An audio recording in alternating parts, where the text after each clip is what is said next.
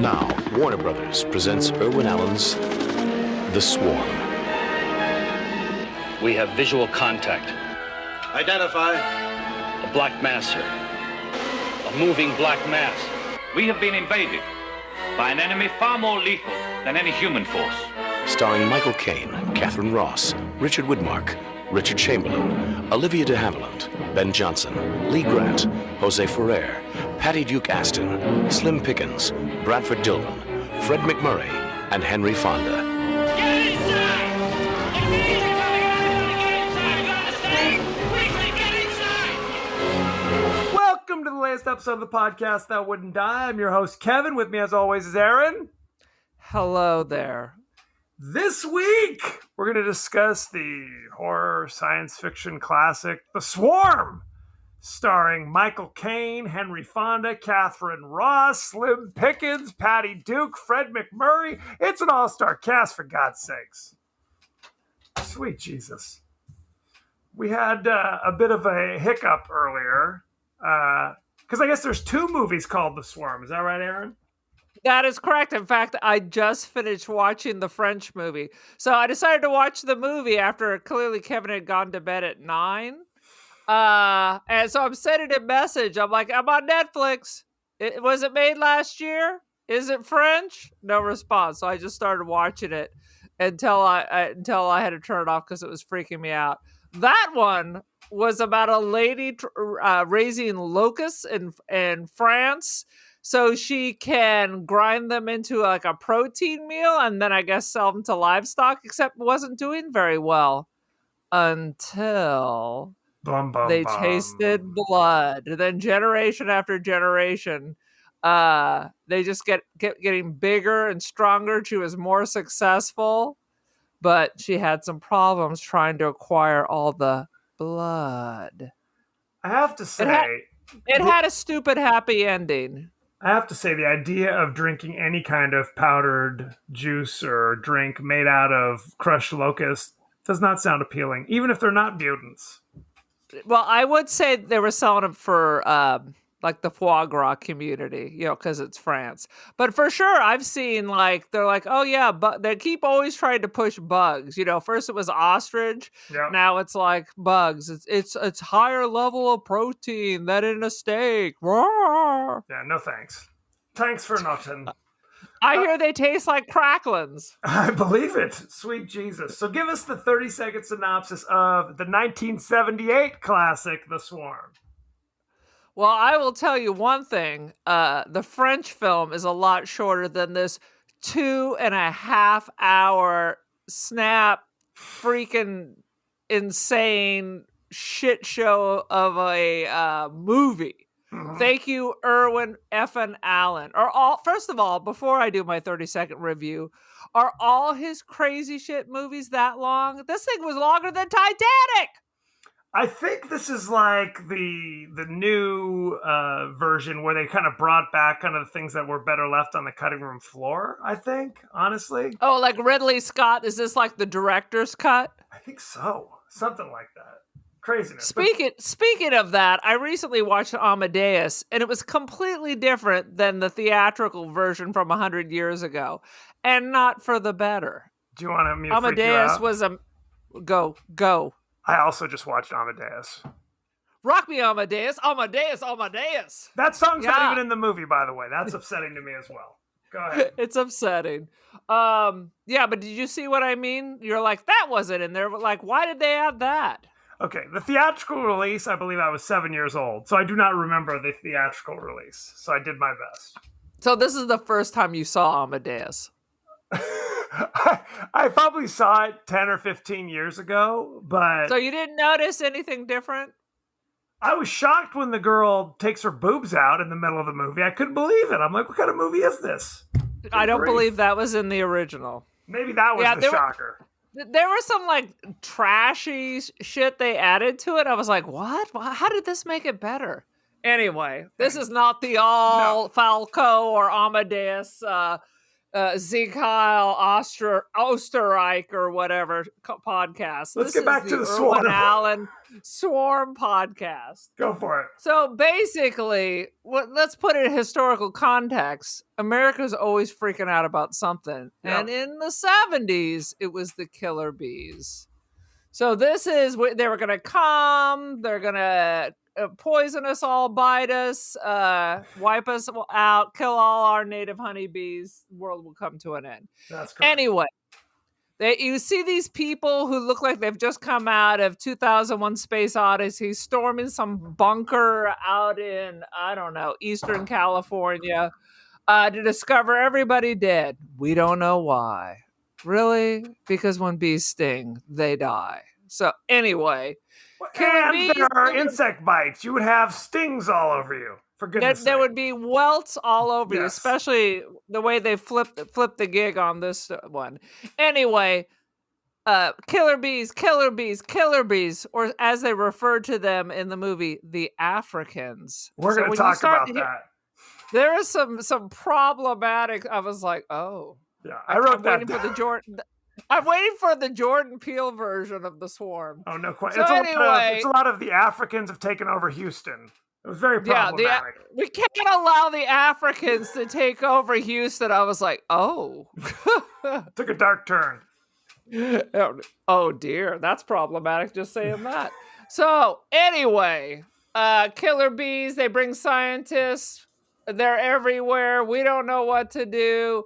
Oh, your alarm system has the same vibration as when the queen bee is angry. The government takes care of everything. Whatever, 2.5 hours. Whatever, 2.5 hours. Now, you hadn't even heard of this movie. Is that correct? No, I have not heard of the French version or this craptastic extravaganza. I have a distinct memory of, so this is probably 30 years ago, where it's like Saturday afternoon and you see a commercial that they're going to show the Swarm like on the Saturday evening movie or something on Channel 5. Okay. I remember, all I remember is Richard Chamberlain being attacked by bees. That's Mother all- loved you know, Richard Chamberlain. That We- he could have been our father, either him or Alan Alda.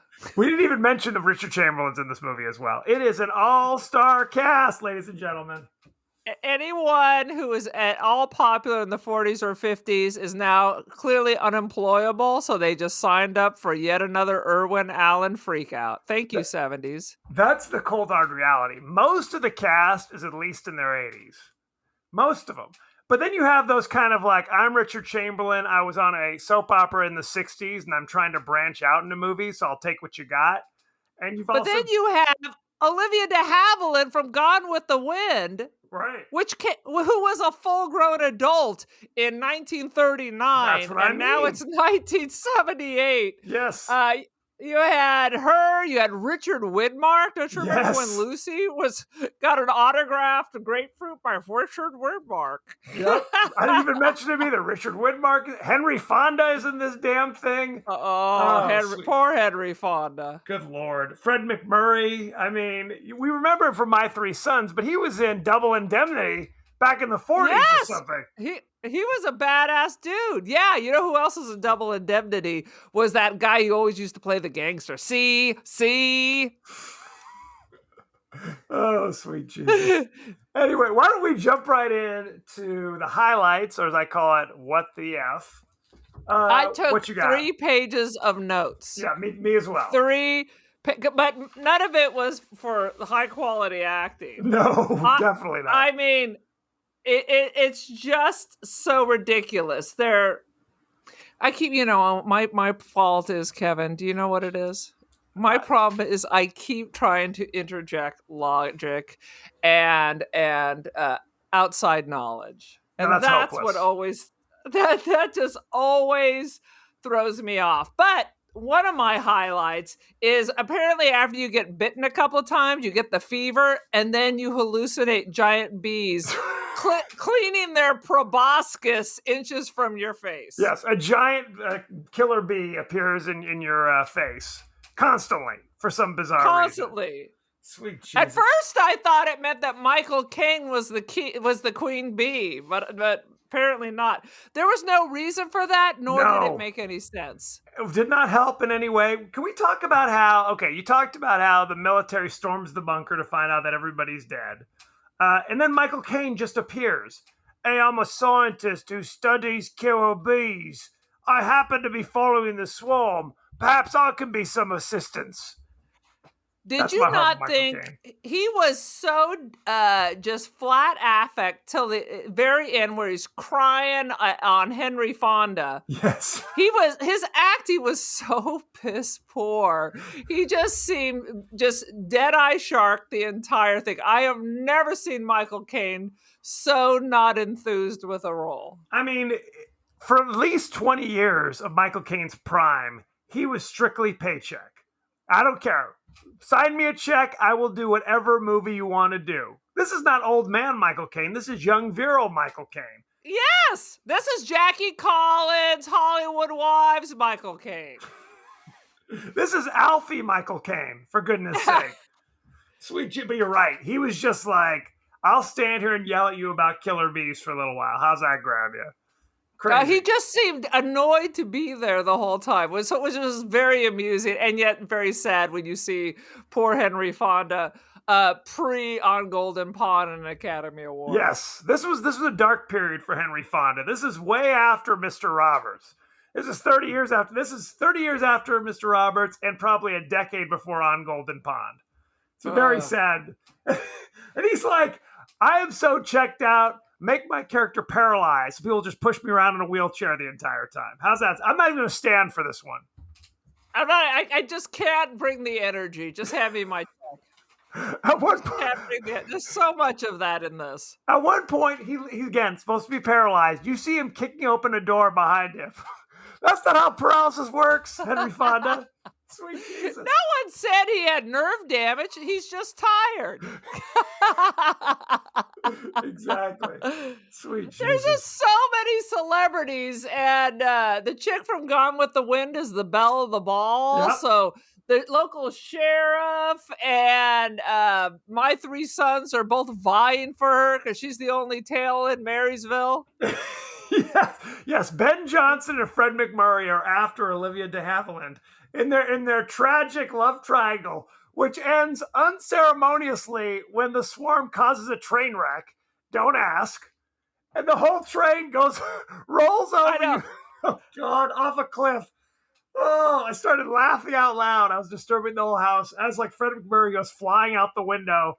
Oh, it was ridiculous. My son was walking through the living room because he was sitting next to me because he missed the first hour because I watched it the day before. yes. And he's always on his phone because we're waiting to watch What We Do in the Shadows and American Horror Story. He's like, Yes. is this not over yet? And then he looks up to see the train. He said, did someone just come and kick that off the edge? Are we just throwing matchbook cars off the edge? It was a Lionel train set, no question. It was for sure someone's Christmas gift. They ain't getting back. And I love how, so the train rolls down the hill, people are screaming, gets to the bottom, and then the cars, like the cars just burst into flames. Why? Why would the cars burst into flames? Are they covered with gasoline? What is Well, happening? back in the old day, it was encouraged to smoke, and clearly they were transporting just barrels of gasoline on this trip. It is a set, because again, they build up this love triangle, these two older gentlemen, generously, proposing to Olivia de Havilland, who's like the principal of the school or whatever, just to have them all unceremoniously murdered in a train wreck. Good times. Here's another Olivia de Havilland issue. So they've gathered the community leaders to help solve what are they going to do about the bees and coming up with like an antidote. Yes. And they invited her. Thank you for including the teachers. Yes. Thank you for including me in the decision-making process, us educators. This is important. We have things to say. They don't even include us on decisions about what we do in our job. I don't believe the military is what we need to deal with the killer bees. Is let's get the school marm. we definitely have to get the school marm involved in the decisions. Let's put her to work in the lab. Come on. Sweet G. I mean, okay. These are not giant bees. We have to preface it. They are just basically normal, what we now call Africanized killer bees. Okay? Killer bees, as we know, are a little bit more aggressive. Okay? And they produce less honey. That's the other thing. We didn't want them knocking out ours, which are the European bees. It's all racist. It's all racist. We didn't want them knocking rid of ours because they're less effective honey makers, and they're ornery. They're ornery. They don't have super poison. It's just that they're ornery, so you're going to get stung by 10 times as many. They are more aggressive. They will chase you if you look at them cross-eyed. They're unlikely to cause, let me give you an example, a train wreck. Unlikely to cause multiple helicopter crashes. Exactly. Unlikely. I'm not taking it off the table entirely, but it's like these things are like from a nightmare. I guess this is the 70s perception of what a killer bee might be like, I guess. Yeah. I remember the news. Watch out. We're tracking them, the killer bees. Because that's, people complain about the media. Everything is sensationalized. If it wasn't the killer bees, don't you remember the great fire ants were taking over also? The great fire ants. Interesting. I think that Irwin Allen movie will be, they cause fires, I'm sure. That they bite you and you burst into flames. Ooh, that writes itself. Write that down. Write that down. I love go ahead. Go ahead. It's not enough that they swarm, so they had to double down. And here's my other complaint. So at one point, crazy Henry Fonda develops this antidote. Oh, God. So with the strength of 6 bees, the antidote should work on a 6 bee. But that's not what's happening. It was 600 bees. So Who cares if you have an antidote for 6 bites? Right. Or 6 stings? Because no one's getting stung by 6. And what, you're going to give like this EpiPen to everyone in America? Right. And then go ahead. You want to test it. So let's make sure we test it where no one can give us the injection if something goes wrong. Because that makes sense too. And you're the lab guy. So once you're dead, no one knows. There are a lot of problems with this. Yeah, basically, Michael Caine previously said, hey, I'll volunteer if you need a test subject. Henry Fonda's like, no, that's fine. Michael Caine leaves. Is like, I'm going to test it on myself in this enclosed room where I'm the only expert on this. So if I messed up the calculations, I'm dead meat, and then that's just, I guess the world is doomed at that point. That's it. But it. I'm going I did it my way. So, and this is the other thing we realize. There are people who are stung by the bee who seemingly recover only to die later. Correct. So it's a double whammy.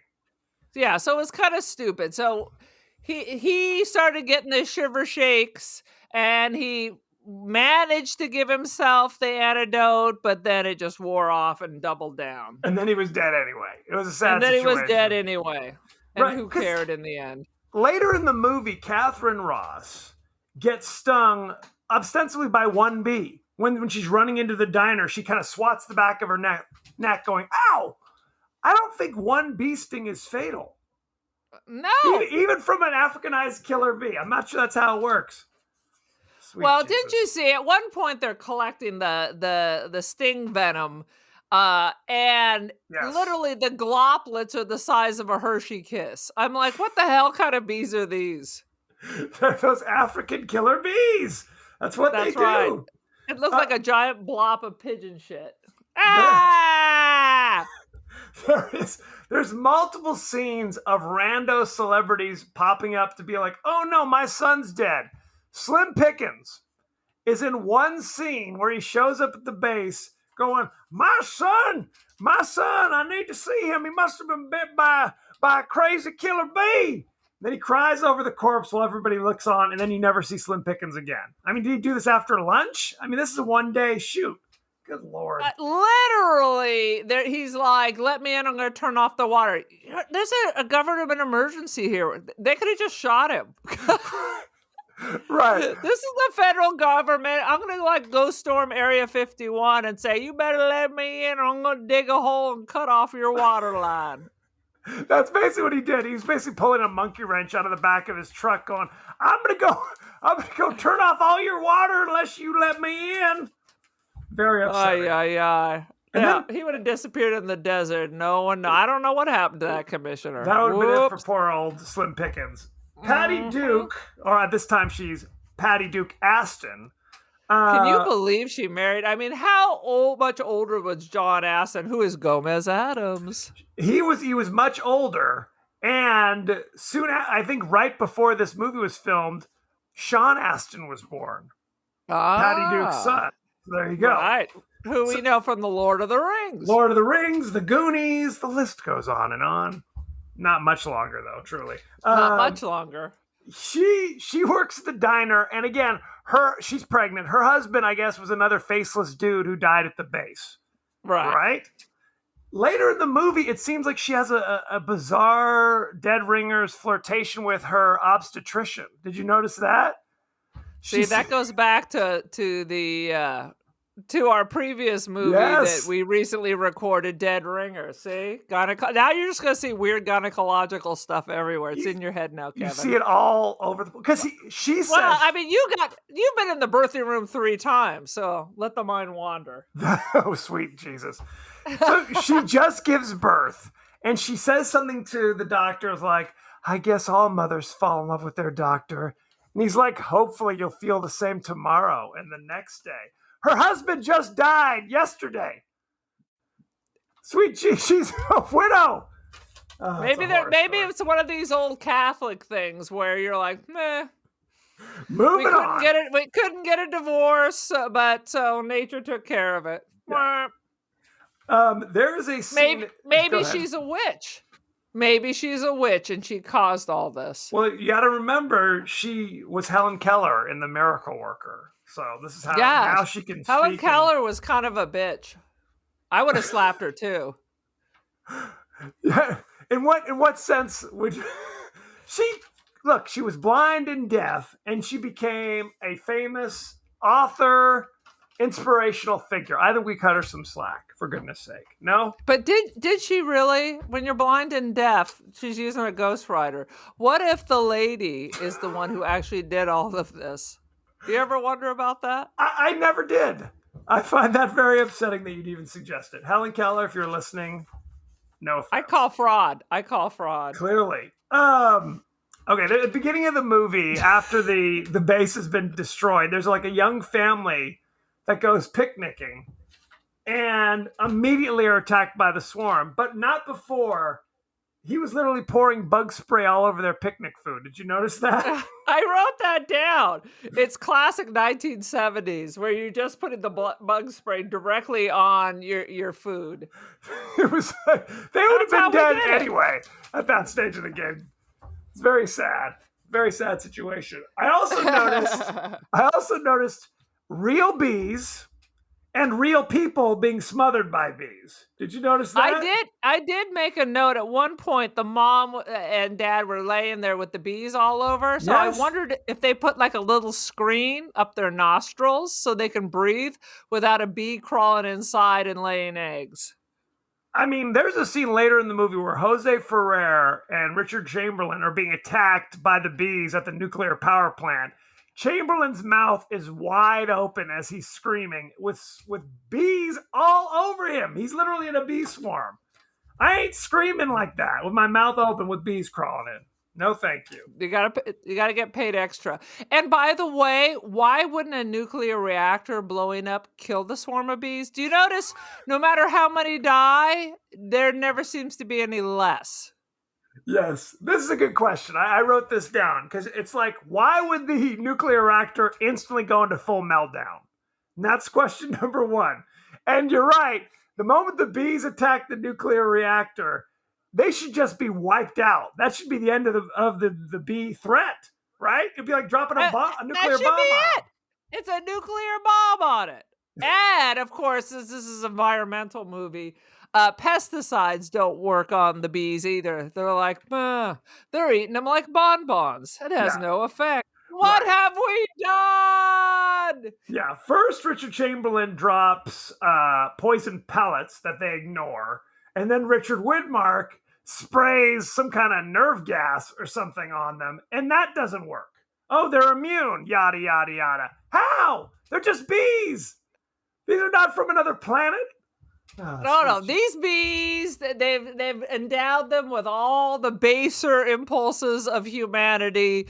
They look for revenge. They're angry. It's all ridiculousness. And they're not. There's no hive, so they can't be reproducing. Right. They just go from place to place, carnage all day long. Let me ask you this question. At one point, the boy who survived the picnic goes back with some knucklehead friends. Yes. First of all, how did he coordinate with his friends his escape? Yes. This is all before cell phones and the internet. Second, how do they know how to make Molotov cocktails? There's no And where did they internet. get the gasoline? There's no internet. Did Dad have a copy of the Anarchist Cookbook? I mean, how did they come up with that? He dabbled a little bit, you know what I'm saying? But you're absolutely right. And hundreds of people are murdered because this kid throws Molotov cocktails at the hive. Right. Good It makes times. the bees angry.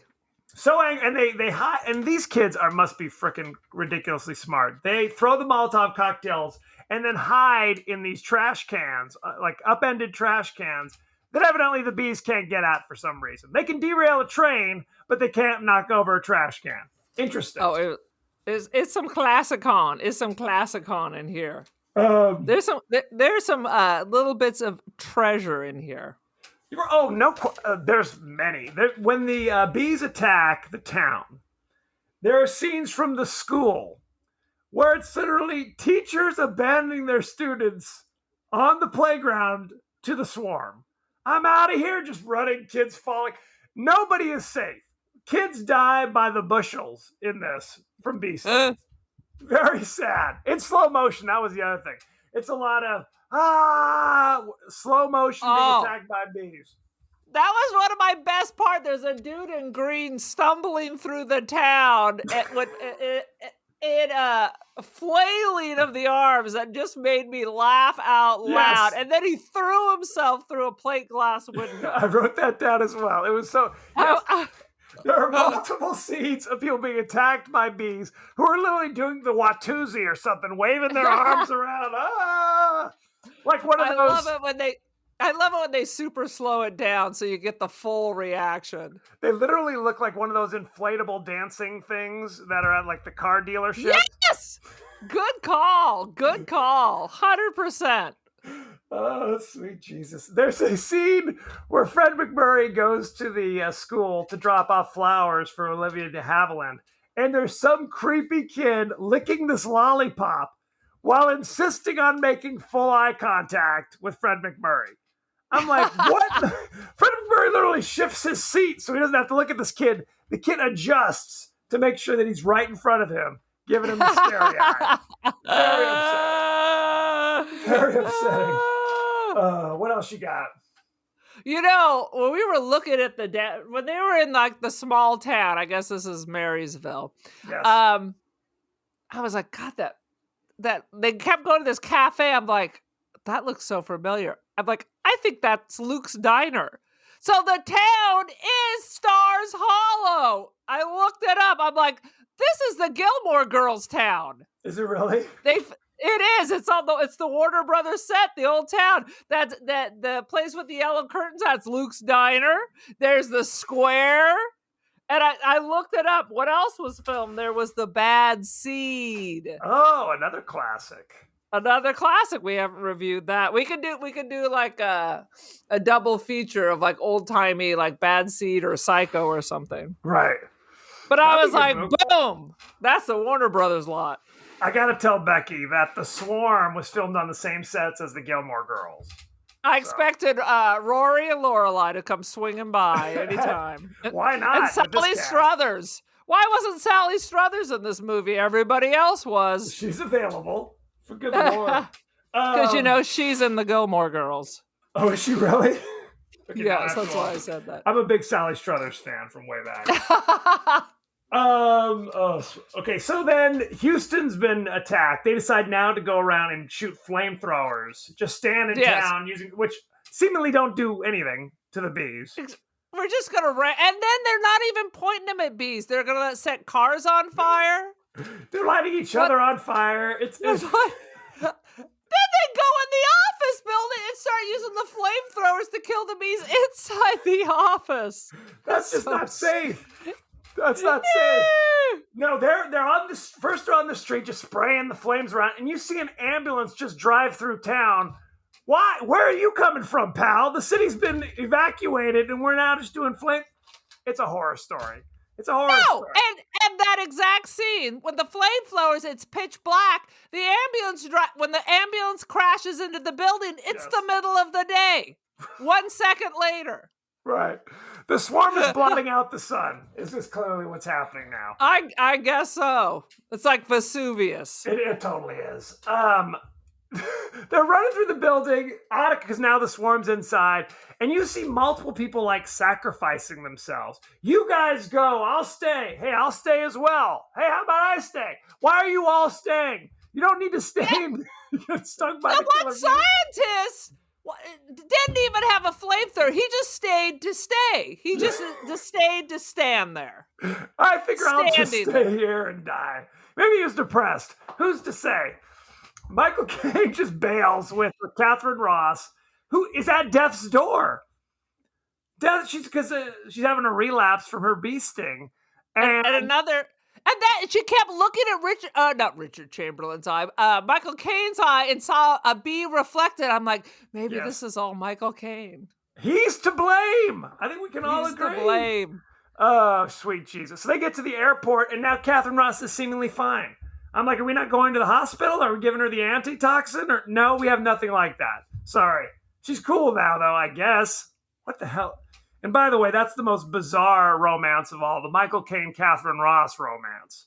Yeah, Sweet at Jesus. absolutely zero heat there. It's ridiculous. No. Well, and this is kind of a sad situation. Catherine Ross, I swear, maybe she was like 30 in this. That tells you how far her career is coming. She was in Butch Cassidy and the Sundance Kid a few years earlier. Now Right, she's and in The she's- Swarm. I really don't think she acted much because she married what's his name, who's Sam Elliott, baby. Sam Elliott keeps resurrecting from the grave with another comeback. Suddenly, he's everyone's god. Ever since he was in Lebowski, Yeah. are they still together? I want to hear they're still Absolutely. together. They've been together for like 50 years or something crazy. She was That's with him before he awesome. had his mustache. If you really want to knock your socks off, so there you go. But yeah, Well, it's- that's what made me think about the suggestion for another time, The Legacy, because they're both in it. I love The Legacy. Roger Daltrey's in that as well. Hell yeah, I've been looking all over for it. That's on my list. I saw that at the theater. I did not see it at the theater, but I did No. see it. No, you would have been like a zygote or something. That is true. Any other highlights you want to talk about? I would have been arrested for transporting you in Texas somehow. That is true. Well, there is the whole problematic simply referring to the bees as the Africans. Yeah, multiple times. Multiple. Luckily, at one point, Richard Chamberlain's like, well, I prefer to refer to them as the Brazilians. I don't know if that's better or worse, but... Good I'm not Lord. sure what's happening there. And then my last thing that I wrote down was I'm down to clown. But I think that's from What We Do in the Shadows and not The Swarm. I'm down to clown, Brother Bear. I'm down to clown. Okay, well, let's go ahead and jump into behind the scenes. Are you ready? Let's do it, because I've gone through all my notes. So let's rock and roll, brother. This was Fred McMurray's final film before his death in 91 at the age of Was it a 83. suicide? he happened to stumble upon The Swarm on KTLA, and he said, I'm out. I can't take it anymore. Was Very- Elvira involved? Mistress be. of the Dark? Michael Caine stated in an interview that during filming, he thought the little yellow spots left by the bees on his clothing was honey. He was mistaken. It was He feces. was mistaken. Yes. He was tasting it. Very sad. All right. Irwin Allen was the master of disasters, what they called him, because he did the Towering Inferno, the Poseidon Adventure, Earthquake. Yep. He did a bunch of these Airport. He did a bunch of these disaster films in the 70s. This was the first of 3 box office bombs that he did. And then his nickname, Master Disaster, took on a different kind of theme at that point. Because womp, womp, womp, womp. I think the first disasters, we needed to take a red pen and knock about an hour of this off. Oh, at least. 2.5 hours. Really? This is more like a made-for-TV miniseries. Oh, no question. It's like if you took Sharknado and made it 2.5 hours. Right. No question. He was so disheartened by the amount of money he lost in it that he forbade any of his employees to ever mention it again. And he cut short an interview where somebody brought it up. He said, I'm out. Henry Fonda. That's what you get. Henry Fonda, ironically, was an avid beekeeper in real life. There you go. It's a circle. It's all his fault. It is. Let's see. Jose Ferrer, who is George Clooney's uncle, by the way. He was a famous actor back in the day. He was like Toulouse-Lautrec. Because Rosemary Clooney was married to him. That's right. His son is Miguel Ferrer, who was in RoboCop. He was in Twin Peaks, etc. He was cute, too. Anyway, he did all of his scenes in one morning. Clearly. He did it as a favor because he was filming The Return of Captain Nemo, a CBS miniseries that he was also making for Irwin Allen at the same time. He said, I'll drop in. This, like I said, this is the first of 3 movies that he made that killed off the disaster genre. The other 2 were Beyond the Poseidon Adventure, which also starred Michael Caine. God damn, Michael Caine, come on. Come on, you beautiful son of a bitch. And then the last one was called When Time Ran Out. And I think that pretty much says it all. Very sad. TikTok. Commenting on this being one of the worst movies he ever made, Michael Caine said, it wasn't just me. Henry Fonda was in it too, but I got all the blame. The cast, that's because you were in your prime, dude. Exactly. Everybody else was at foot in a grave. You made a conscious choice. It's a sad situation. I'm sure it wasn't just me. You can't blame it on me. and you are obviously the hero of the movie. Henry Fonda injected himself with bee poison to get out of it. So there you go. The cast featured 7 Oscar winners. Michael Caine, Olivia de Havilland, Ben Johnson, Jose Ferrer, Patty Duke, Lee Grant, who we didn't even mention, and Henry Fonda. 2 others were Oscar nominees, Richard Widmark and Catherine Ross. There you go. Michael Caine was so impressed. Yes. He was so impressed by the number of big names. My point is, it's more than just the cast. You gotta have something logical. You gotta have a effing script. Well, I mean, but that's the thing. If you have a bunch of these kind of has-been actors who are just like, look, I'm just trying to pay the rent. I mean, they will do whatever you ask them to do. You know what I mean? It's a sad That's situation. what was going on at the time. I mean, this is basically the Love Boat. All these old stars were showing up in all these Irwin Allen shows. Yes. Oh, no question. Who is the chick who drowned in the Poseidon Adventure who was in Lolita? Shelley Winters? Shelley Winters, for example. This was the time. Yeah. This is the Fantasy Island with Red Skelton. This is the Love Boat with every one of these knotheads. Right. It's basically, I was a big star 30 years ago, and now I got to pay the bills. They should have done a whole Sunset Boulevard and just sealed themselves up in their mansion. That's what they should have done. This is one of Michael Caine's notorious quote-unquote paycheck movies. Along with Ashanti, Beyond the Poseidon Adventure, Jaws the Revenge, The Island. Jaws the Revenge. I like The Island. I read that. I was going through a whole Peter Benchley phase. That was a good book. He was also in The Hand, and he was in Lord. Blame It on Rio. Oh, Lord. Blame it on the heroin. In conversations between takes, Olivia de Havilland confessed to Michael Caine that Errol Flynn took a $100 bet in the 1940s that he could make love to her. She eventually showed Kane the spot in the Hollywood Hills where Flynn won the bet. Do you ever notice that Olivia de Havilland, half her acting is the crazy eyes? She's the Claire absolutely. Danes of a previous era. Even in Gone with the Wind, she's got the crazy eyes. It is a horror story. Shall we talk? We've been talking about the cast the whole time, but let me just go through it really quick.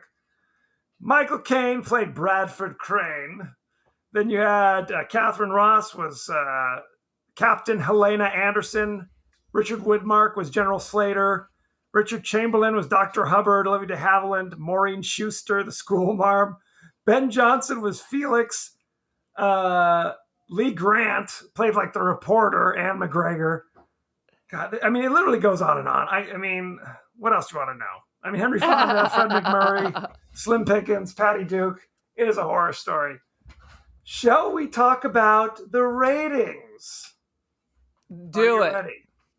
I'm ready. It currently has a 9% on Rotten Tomatoes. Certified rotten.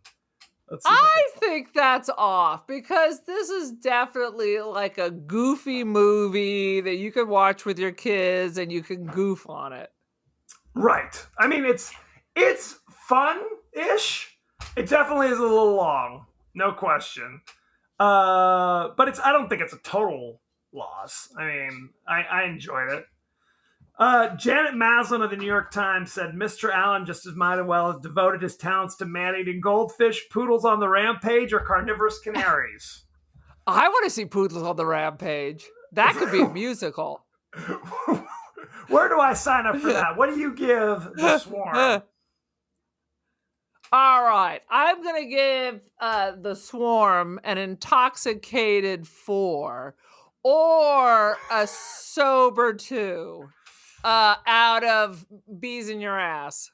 Yeah, I would give it 2 out of 5. Fred McMurray flying through a plate glass windows. You know what I mean? It's like, it's definitely better than 8% or whatever, but not much better. Oh, yeah. But seriously, 4 out of 5. Olivia de Havilland rolling in the bees with Errol Flynn. Rolling in the bees. If you're that drunk, or stone sober 2. Yeah. Because there are definitely parts that will have you laugh out loud. No question. We're just like, what are they doing? What is happening? All Good right. grief. Yeah. You come back from the bars and you've got to spare 2.5 hours to kill before you pass out. This is what you want to pop on. This is the one. The Swarm is coming. So there you have it. Many times I just yelled over at my son, are you looking at this? Can you believe this? Exactly. There's a lot of those moments. Thank you very much. Go to our page on Twitter at TPodcastTWDie. Go to our page on Facebook at The Podcast That Wouldn't Die. Aaron, we're on Instagram. We are. We're the Podcast That Wouldn't Die on the Instagram. A lot of underscores.